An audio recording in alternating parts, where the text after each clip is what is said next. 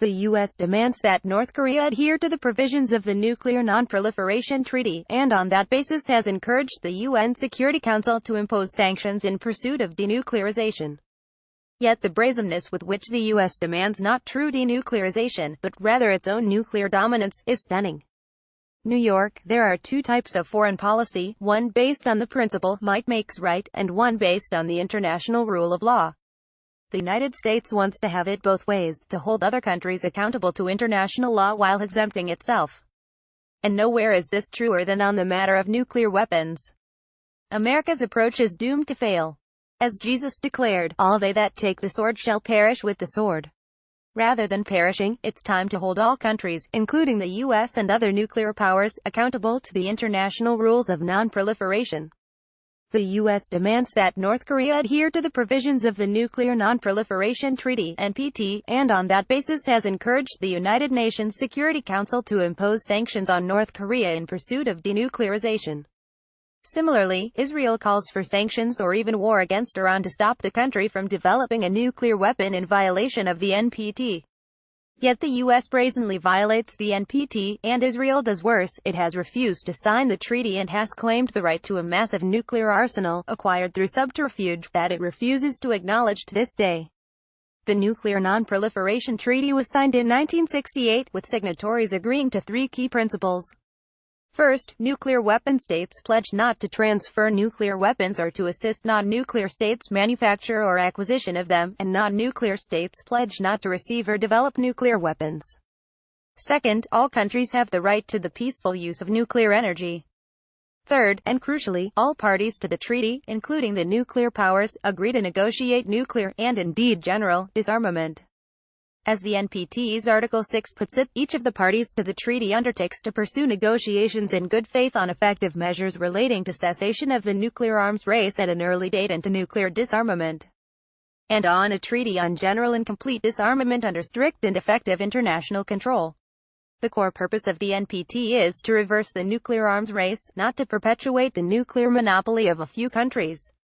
Still less is it to perpetuate the regional nuclear monopoly of countries that have failed to sign the treaty, such as Israel, which now seems to believe that it can evade negotiations with the Palestinians because of its overwhelming military power.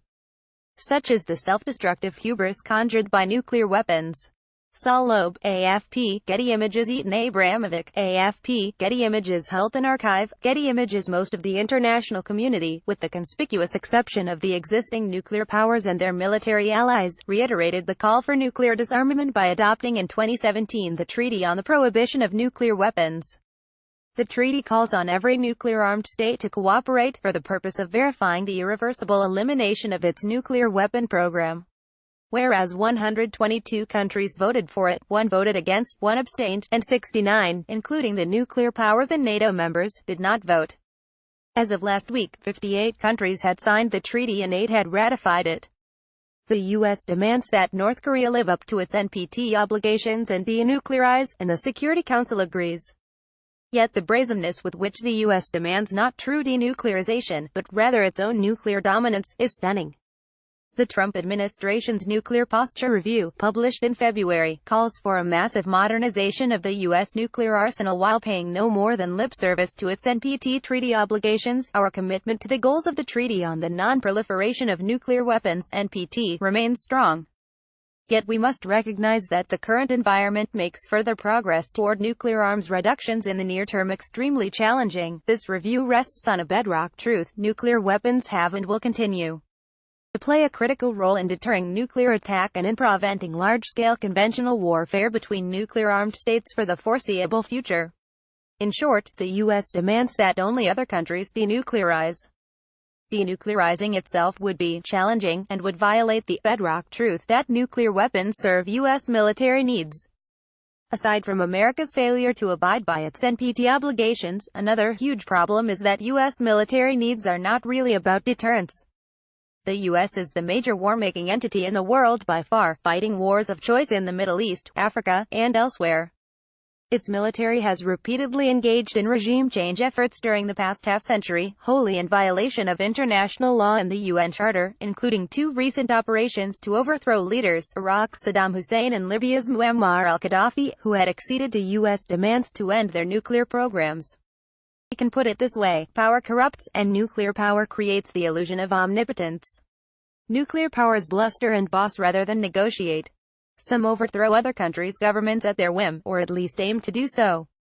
The U.S. and its nuclear allies have repeatedly arrogated to themselves the right to ignore the UN Security Council and the international rule of law, such as the illegal NATO attacks against Gaddafi's regime in Libya and the illegal military incursions by the U.S., Israel, the United Kingdom, and France in Syria in the effort to weaken or overthrow Bashar al-Assad.